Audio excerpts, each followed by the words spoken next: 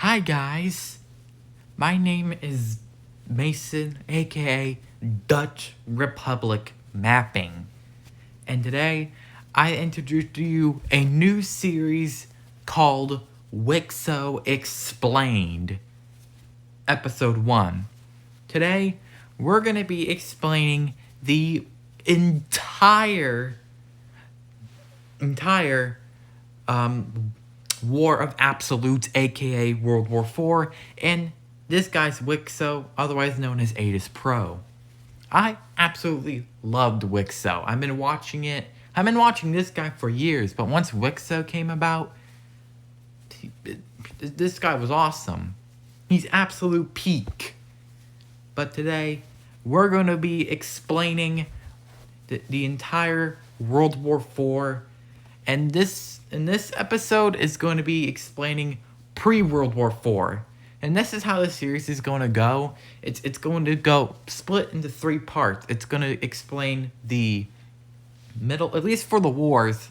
It's going to be the before, the during, and the peace treaty. So this episode is going to be explaining the entire, I guess, a basic rundown of the Age of Aggression. So, well, without further ado, let's get on with it. So starting off, we're going to explain the entire, or at least give a brief description of the entire Age of Aggression. Because in order to explain World War IV, we have to explain the Age of Aggression. So, this episode here is episode 51. This is after the main World War III peace treaties that ended the War of the Greats. The old empire, the map is very small. The old empire is gone, and Russia's still here, but they're going to collapse this episode.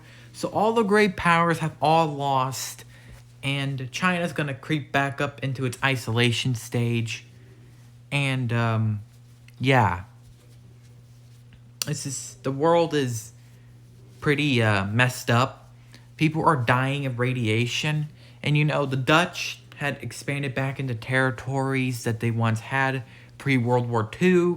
India is the strongest country in the world. And the gold team is now going unchecked. Same thing with the green team, which is going to become very important during the entire Age of Aggression. So, over the coming years, the gold team, the green team, and the fascist powers would begin to expand. There was an attempt to make kind of a UN, but it didn't work. It was called the Organization of States, and it just completely failed. People did not trust it, mostly because the brown team was being very suspicious. The square team, and yes, the square team survived World War III. The square team kind of, Poland joined, and yeah, it was not very good for the brown team.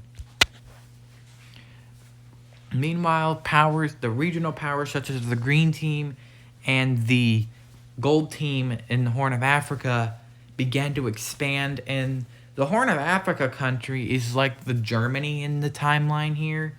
So it began to rapidly expand outwards and commit genocide against the ethnic Indians that are there. Ethnic brown people, as ATIS calls it. But by this episode, which I think is 68, no, can't be. Maybe 64, I really don't remember here. But the green team reaches its territorial peak. I think at this point, France falls into a civil war, and Brazil, I forgot, Brazil goes fascist too, along with, you can't see it because this guy's face cam, but Red Australia also turns fascist. So fascism begins to spread around the world, and at this point, the green team suffers a coalition and collapses. So one fascist power completely just, disappears, and he didn't just get clapped once, he got clapped twice and became a microstate for the rest of the series until the end of the series, which I will discuss in a later episode. But at this point, the fascist powers will kind of reach their territorial peak over here. Because at this point, the two sides kind of began to... how do I explain this? They began to play games against each other, which are political games of flipping elections and kind of flipping countries to their side or their bloc to the other bloc, which are the communist and fascist. But by this episode, which is like, I don't know when World War IV began. Well, I know what date, but by January 18th, tensions were very high, and countries were declaring states of emergency. Then, 10 o'clock p.m., January 18th happened. The square team unanimously declares war on the brown team, and the brown team began to be invaded. On the first day of the war, they lost 3 major cities. But then, the purple team and the square team got sent an ultimatum by the Parallelogram Alliance, which I kind of forgot to mention, but the Parallelogram Alliance sent them an ultimatum which was denied, and the Parallelogram Alliance declared war, starting World War IV, the War of Absolutes. And that's where I'm going to leave off for this episode. The next episode, I'm going to explain the entirety of World War IV, and then the episode after that, I will explain the entirety of the peace treaty and the assuming consequences that will happen because of it.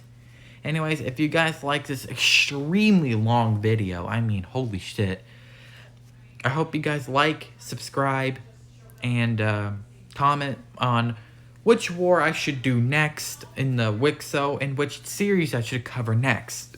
Anyways, I'll see you all later in the next episode. Bye.